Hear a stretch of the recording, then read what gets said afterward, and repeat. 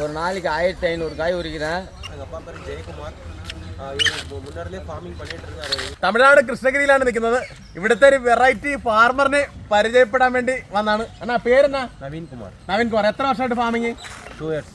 2 വർഷമായിട്ട് ഫാമിങ്ങിൽ സജീവമായിട്ട് നിൽക്കുന്ന ഒരാളാണ്. അണ്ണൻ കുടുംബപരമായിട്ട് കാർഷിക മേഖലയിൽ ഇടപെട്ടുകൊണ്ടിരിക്കുന്ന ആളാണ്. അച്ഛൻ അവിടെ ഉണ്ട്. അച്ഛൻ മകനെ കൃഷിയിലേക്ക് കൊണ്ടുവന്നിരിക്കുകയാണ്. കേരളത്തിലൊക്കെ ആണെങ്കിൽ എത്ര പേര് കൃഷിയിലേക്ക് മക്കളെ കൊണ്ടുവരും. ഇവിടുത്തെ സിസ്റ്റം എന്ന് വെച്ചാൽ ഒരുപാട് യുവാക്കളൊക്കെ വീട്ടുകാർ തന്നെ കൃഷിമേലേക്ക് കൊണ്ടുവരാറുണ്ട്. അപ്പൊ അത്തരത്തിലൊരു വ്യത്യസ്തമായ വീഡിയോ ആണ്. എന്നാ പോവാന്ന് പറഞ്ഞ വീട്ടിലേക്ക് പോകാന്ന് പറ.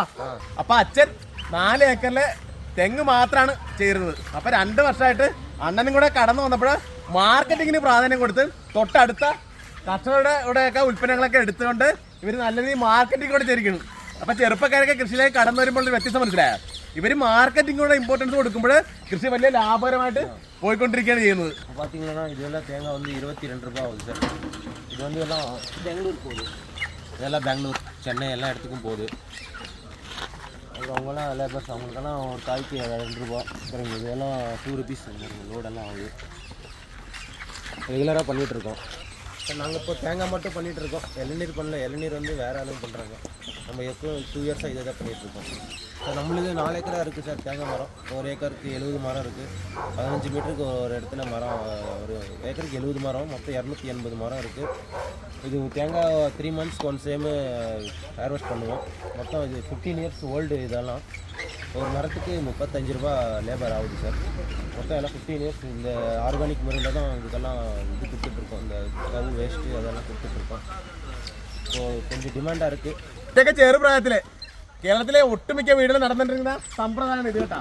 എത്ര ആൾക്കാർ നിന്നാണ് ഇങ്ങനെയൊക്കെ തേങ്ങയൊക്കെ പൊളിച്ച് കയറ്റി വിടുകയും പ്രാദേശികമായിട്ട് ഉപയോഗിക്കുകയൊക്കെ ചെയ്തത്. 1 ഏക്കറിന് 5000-ന് മേളിൽ തേങ്ങയാണ് നമ്മുടെ അവിടെയൊക്കെ അന്ന് വിളവെടുത്തിട്ടിരുന്നത്. പക്ഷേ ഇപ്പോഴാണെങ്കിൽ 1 ഏക്കറിൽ 200-300 തേങ്ങയിലേക്ക് എത്തി എന്നുള്ളതാണ്. നമ്മുടെ നാളികേരത്തിൻ്റെ നാട്ടിൽ നാളികേരത്തിന് പ്രാധാന്യം കൊടുക്കാതെ വന്നപ്പോൾ ഇപ്പം വില എങ്ങനെ നിൽക്കുന്നു. അപ്പോൾ ഇവരൊക്കെ അന്ന് നിന്നൊക്കെ തെങ്ങൊക്കെ ഒരേപോലെ സംരക്ഷിച്ചതിൻ്റെ റിസൾട്ടാണ് കിട്ടിയത്. നമ്മുടെ ഇവിടെയൊക്കെ ഒരു പ്രത്യേകമുണ്ട്. വില കുറയണമെങ്കിൽ നമ്മൾ തെങ്ങിനെ സംരക്ഷിക്കാറില്ല എന്നുള്ളതാണ്. ഇപ്പം തന്നെ അറിയാമല്ലോ, ഇപ്പോൾ ചിരട്ടക്കായാലും തേങ്ങക്കായാലും ഓലക്കായാലും വലിയ ഡിമാൻഡാണുള്ളത്. അപ്പോൾ വില കുറവും കൂടുതലുമല്ല, നമുക്ക് നാളികേരത്തിനൊക്കെ സംരക്ഷിച്ചാൽ മതിയാവും. അങ്ങനത്തെ ഒരു സിസ്റ്റം നമ്മൾ അനുവർത്തിച്ച് പോയില്ലെങ്കിൽ നമ്മൾ വരും വർഷങ്ങളിലൊക്കെ 100 രൂപ കൊടുത്തുവരെ തേങ്ങ മേടിക്കേണ്ട അവസ്ഥയിലേക്ക് നമ്മൾ എത്തുമെന്ന കാര്യത്തിൽ തർക്കമില്ല കേട്ടോ. அங்கெல்லாம் மழை கம்மியாக இருக்குது. அதெல்லாம் அப்படியே கொஞ்சம் இதாக தான் இருக்குது. மழை பெய்யாதனால தேங்காய் கொஞ்சம் டிமாண்டாக தான் இருக்குது. எல்லாம் அப்படியே கிணத்துல விட்டு தண்ணி எடுக்கிறது தான். அப்படியே செடி இதாக பாயறது தான். ஓப்பன் வெல் சிஸ்டம் தான் எல்லாம். இப்போ മഴ കമ്മിயாக இருக்கிறதுனால அந்த ഡിമാൻഡ് இருக்குது തേങ്ങ. കേരളത്തിലെ മണ്ണിന് ഈ ഒരു സിസ്റ്റം നടക്കില്ല.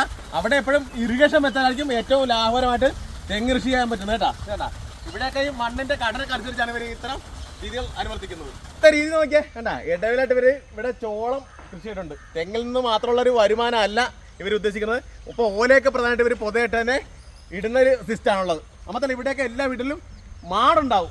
മാടിൻ്റെ വളം ഇവിടെ തന്നെ നിക്ഷേപിക്കുന്ന രീതിയാണ്. അപ്പോൾ ഇതെല്ലാം കൊണ്ടാണ് തമിഴ്നാട്ടിലൊക്കെ തെങ്ങ് കൃഷി നന്നായിട്ട് മുന്നോട്ട് പോകുന്നത്. இதெல்லாம் எக்ஸ்போர்ட் போகுது சார். இதெல்லாம் பல இதில் டெல்லி, குஜராத் எல்லா இடத்துக்கும் போகுது. இப்போது பெங்களூர், சென்னை போயிட்டுருக்கு. இது இப்போ இதெல்லாம் வேஸ்ட்டு சார். இதெல்லாம் ஆயில் பர்பஸ் யூஸ் ஆகுது.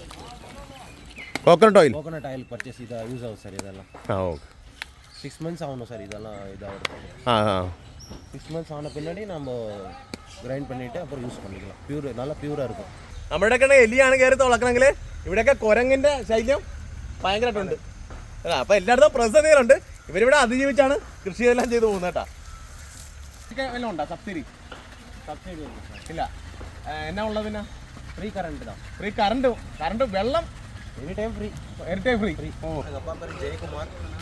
இவர் முன்னாடியே ஃபார்மிங் பண்ணிகிட்டு இருந்தார், விவசாயம் பண்ணிகிட்டு இருந்தார். இப்போ நாங்கள் பண்ணிகிட்ருக்கோம். 2 years பண்ணிகிட்ருக்கோம். நல்லா சப்போர்ட் பண்ணுறாரு. ஒரு நாளைக்கு 1500 காய் உரிக்கிறேன். 1500 ரூபாய் வருது. 1 ரூபாய். ഇവിടുത്തെ സിസ്റ്റം കണ്ടാ എല്ലാ സ്ഥലത്തും കൂടെ ഇറിഗേഷൻ നടത്താവുന്ന സിസ്റ്റം കണ്ടാ. ഇപ്പം ഈ പാണയിലേക്ക് കൂടെ വെള്ളം അറ്റം വരെ ഒഴുകിപ്പോവും. അവിടെ തെങ്ങെല്ലാം നനഞ്ഞു കഴിയുമ്പോൾ ഇത് അടുത്ത പണ തുറന്നു കൊടുക്കണ്ട. പിന്നെ ഇങ്ങനെ പോകുന്ന നോക്കിയേ, ഇങ്ങനെ കൃത്യമായിട്ട് എല്ലാ തെങ്ങിനും കൃത്യമായിട്ട് വളരെ പെട്ടെന്ന് തന്നെ നനയും. അതുകൊണ്ട് തന്നെ തേങ്ങ നോക്കിയാൽ നല്ല ഈൽഡാണ് നിലവിലേക്ക് കിട്ടിക്കൊണ്ടിരിക്കുന്നത്. അപ്പം ഇങ്ങനെയുള്ള യുവകർഷകരൊക്കെ കടന്നു വരുമ്പോൾ തമിഴ്നാടിൻ്റെയൊക്കെ ഭാവി സുരക്ഷിതമാണ് എന്ന് വേണം നമ്മൾ മനസ്സിലാക്കാൻ. കാരണം നമ്മളും കുറച്ചെങ്കിലും പേര് കാർഷിക മേഖലയൊക്കെ നന്നായിട്ട് ഇടപെടേണ്ട സമയം അതിക്രമിച്ചിരിക്കും. അപ്പൊ ഇതൊക്കെയാണ് ഈ വീടിന്റെ വിശേഷങ്ങൾ. അപ്പൊ മറ്റൊരു പുതിയ വീഡിയോയിൽ പുതിയൊരു വിശേഷമാണ്. അണ്ണാ ബൈ പറഞ്ഞേ. ബൈ.